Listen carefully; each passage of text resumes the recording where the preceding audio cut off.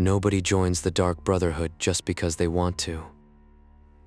You join when the world squeezes you so hard that something inside your chest finally snaps. You look down at the jagged little pieces of who you used to be, and you realize you don't give a damn about putting them back together. Mercy, justice, hope, they're luxury goods for people who still have something to lose. My story is simple. No bards sing about it in high-roofed mead halls. No dragons, ancient curses, or royal bloodlines were involved. My story started with a petty, sour man named Herrick. He ran a hide tannery on the lower docks of Riften. The shop sat right down in the shadow where the lake water turns green and thick as pea soup. Herrick smelled like boiled lye, old pig fat, and fermented dog dung, a foul mix we used to soften heavy ox hides before scraping. He was 5'4" and built like a beer keg with hairy knuckles. The man kept a 3-foot strap of cured bull hide tucked into his apron band. That strap saw constant use. Young boys hauling wooden water buckets from the lake were whipped until their shoulders bled, while old women scraping hair off sheepskins took blows until their knuckles swelled like walnuts. Working in the tannery was a miserable grind. Leather stretched unevenly on the frames, and frequent raining always made the timber floors slick. On a rainy, miserable evening near the end of last seed, he used it on me for the last time. The accident was not my fault. A rack of elk hides slipped from the iron hooks. Pine rafters were rotting out from the damp. Herrick ignored the rotting timber. He focused on 3 ruined hides lying in the sludge, then looked at me standing there with a scraping comb in my hand. He stayed silent, pulled that slick, blackened leather strap from his apron. He hit me across the left side of the jaw. The blow knocked me clean over a barrel of lime water. I hit the floor planks. My face burned as if branded by a hot iron. I looked up at him. Herrick stood over me. He breathed heavily through his nose. His yellow teeth showed a dull, mean smirk. "Get up, boy," he grunted, shaking the strap out. "You're paying for those hides out of your skin." I stayed on the ground, lying in the foul, slippery muck of the tannery floor. Rain battered the wooden shingles overhead. The lake sloshed dull against the pilings below. Right then, it happened. Right then, something tiny and cold snapped behind my ribs. The fear vanished. It evaporated in a split second. A vast, hollow quiet took its place. My chest felt like a house with windows blown out by a winter gale. Nothing remained inside to rustle or shake. I reached out with my left hand, trying to keep my body low to the wet oak boards. My fingers brushed against an iron skinning knife. It had slipped out of its sheath when I fell. It was an ugly, heavy tool with a notched bone handle. I had spent a long time sharpening its curved blade on a flat river stone. Worked in secret whenever Herrick looked away. The edge was paper thin. "I said get up," Herrick growled. He stepped forward with his heavy leather boot. I remained silent. No screams. No curses. No prayers for mercy. I rose off the floor like a shadow lifting off a wall, slid under his raised arm, and then drove 6 inches of notched iron straight up under his sternum. Dumb surprise filled his face. He made a wet, bubbling sound. Sounded like a man trying to whistle through a mouthful of porridge. His heavy knees buckled. We went down together onto the wet pine floor. His thick hands clawed at my sleeves. His breath smelled of stale ale and turnip stew. I held him there in the dark, watched his eyes roll back until the white turned yellow under the dim tallow lantern. He stopped twitching. I sat back on my heels. I expected horror. shame, or panic. I expected the sickening realization of murder in a foul-smelling shed. Only that same silence remained. The rain outside sounded softer. The stench of the lye vats faded. The room simply stopped vibrating. Wiping the blood from the curved blade onto Herrick's woolen tunic, I slipped the knife into its sheath. Beneath the loose floorboards behind his workbench lay his hidden iron savings tin. I took 40 copper septims and 6 silver pieces. A man needs boot leather and bread to walk long roads. I stepped out the back door into the cold gray Riften drizzle. Never looked back. 3 nights later, I rested in a high hayloft 2 miles outside Ivarstead. My feet were blistered from stone roads. My cloak was damp. My belly rumbled from a meal of dry goat cheese and a stolen turnip. Still, the hay smelled sweet like dry clover. The barn felt warm from the slow, heavy breathing of 3 draft horses below. I woke up around 3 in the morning. No horse stomped its hoof. No wind rattled the barn doors. I woke up because the darkness in the far corner of the loft suddenly grew thick. Right where the roof beam met the timber wall, the night gathered. I froze, laying in the straw. My hand rested casually over the iron skinning knife at my belt. I watched that corner. A woman stepped out of the deep shadow. She made no sound. No straw rustled. No floorboards creaked. She moved like smoke drifting across a still pond. She was small and lean as a stray hound. She wore boiled black and crimson leather molded directly to her skin. Her hair was dark, cropped short around a sharp, pale face. Her eyes held a flat, dull shine, like the bottom of a deep, dry well. She sat down on a bale of clover 5 feet away, swung her soft leather boots back and forth like a girl on a fence post. "You took something that didn't belong to you, kid," she said. Her voice was soft. It sounded like dry autumn leaves sliding across a stone porch. "I took 40 septims from Herrick's floorboards," I said, my voice raspy from hay dust. "He didn't need them anymore." The woman tilted her head. A slow, thin smile crept across her lips. It was the cold recognition one lone wolf gives another on a ridgeline. "Not septims, the life," she whispered, leaning forward into the faint shaft of moonlight. Herrick was named. Someone paid the price, offered the prayer, and performed the ritual. That soul belonged to the void, and you stole the strike. I held my breath. My fingers tightened around the bone handle of my knife. The iron felt cold against my palm. "Are you going to kill me?" She laughed. A low, raspy sound. "Kill you for doing my job?" She shook her head. Her dark eyes locked onto mine. The skin on the back of my neck prickled. "No, kid. But you owe a debt to the family. In our business, debts are paid in blood." She reached into her leather doublet, pulled out a folded square of dark parchment, then tossed it into the straw beside my knee. A simple black handprint was stamped on the outside.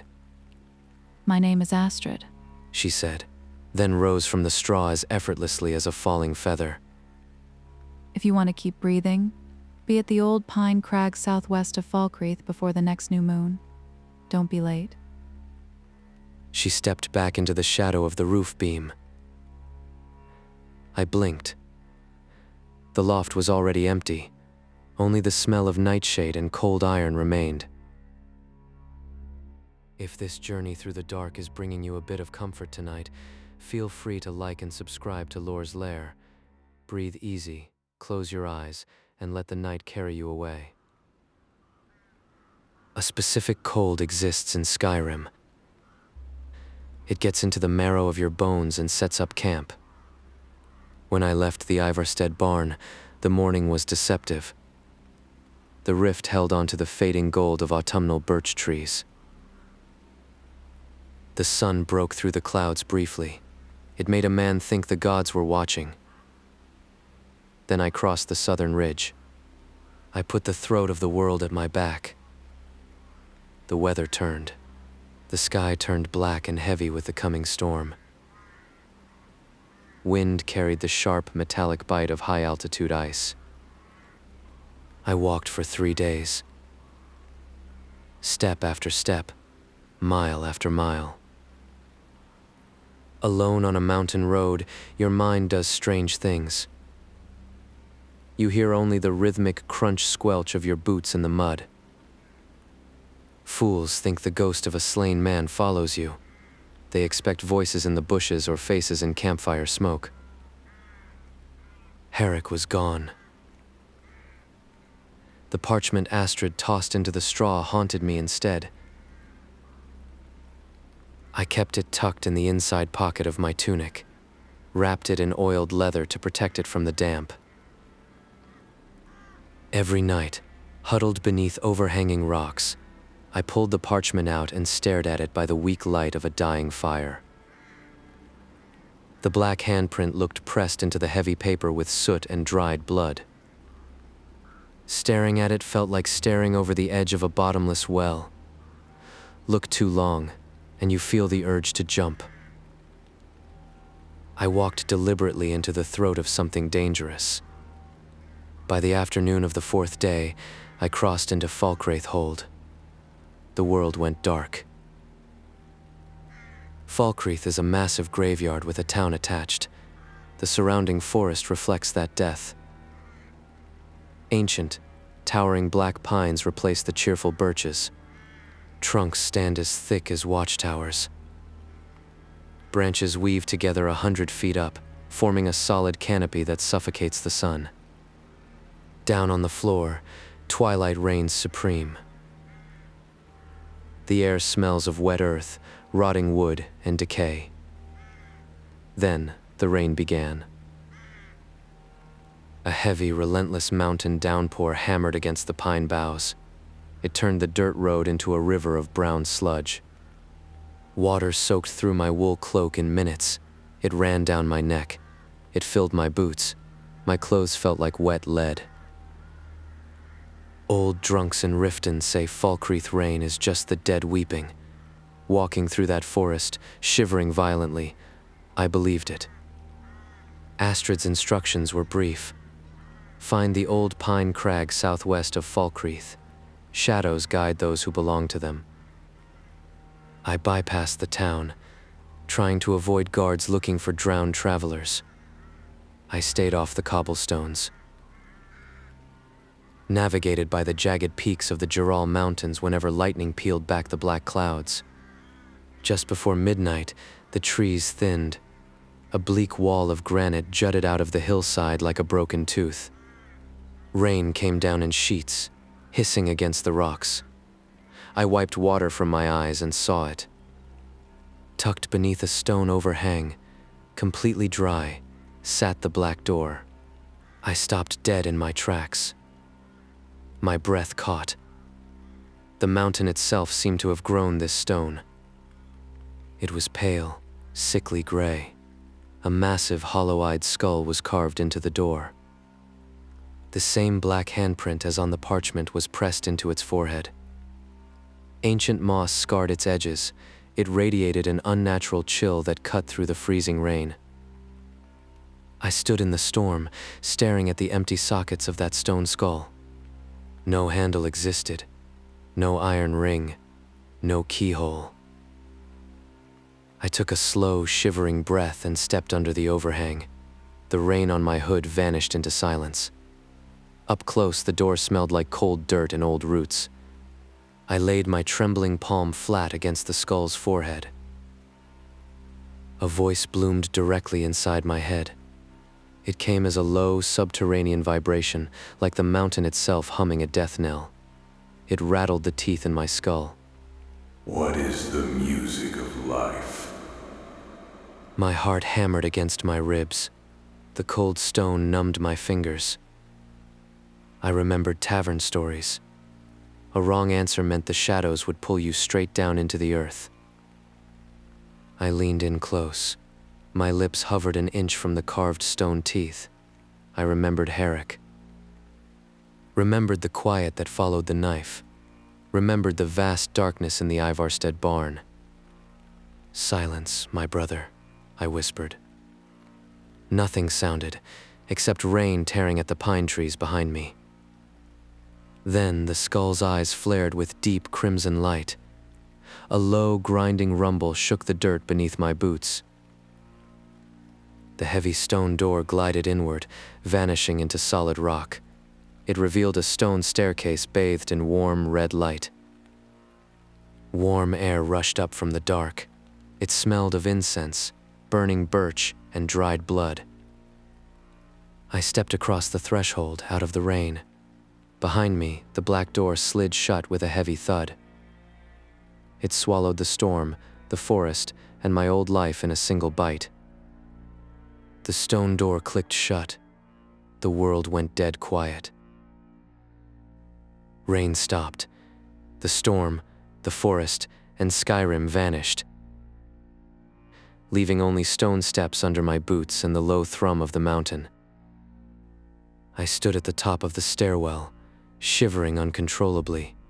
My waterlogged wool cloak felt like an anchor on my shoulders. The air rising from the sanctuary felt dry and warm. It carried the heavy perfume of burning birch, dried nightshade, lavender, and old iron. I unbuckled my wet cloak. It dropped in a heavy heap on the top step. I began my descent. The spiral staircase was carved directly out of granite. Iron braziers jutted from the damp walls, filled with glowing crimson embers. They cast long shadows down the stairs. Air grew warmer with every step, wrapping around my damp clothes like a hearth blanket. At the bottom, the tunnel opened into a cavernous central hall. Priests paint picture books of damnation.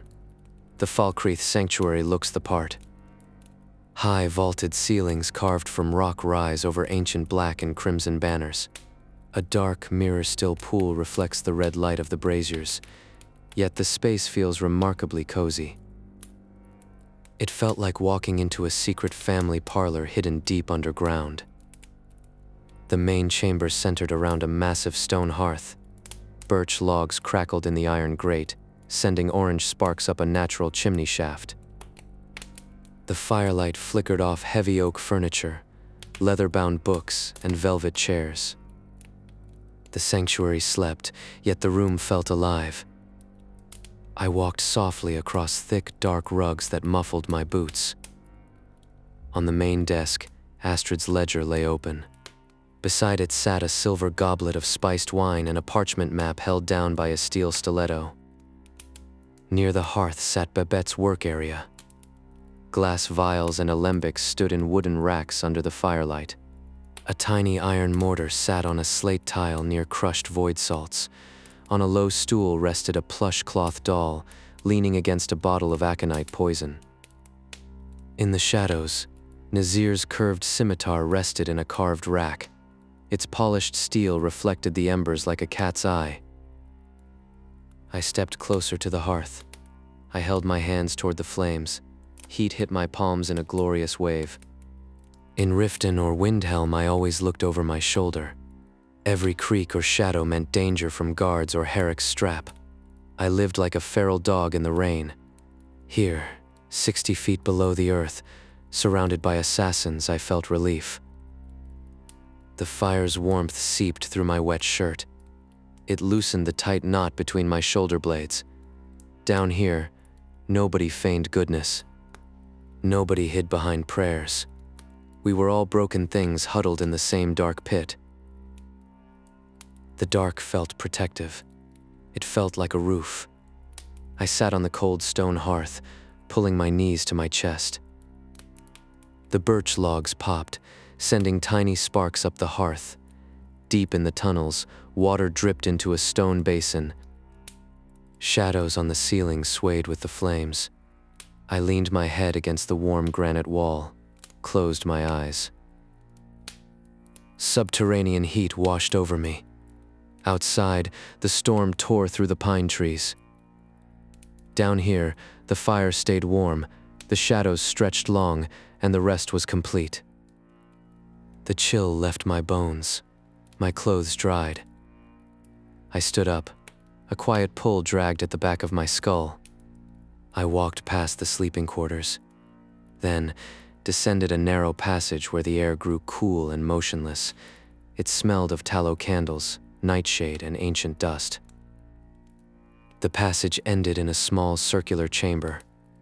The Night Mother stood in the alcove. Her iron-bound coffin stood upright, framed by melted beeswax candles.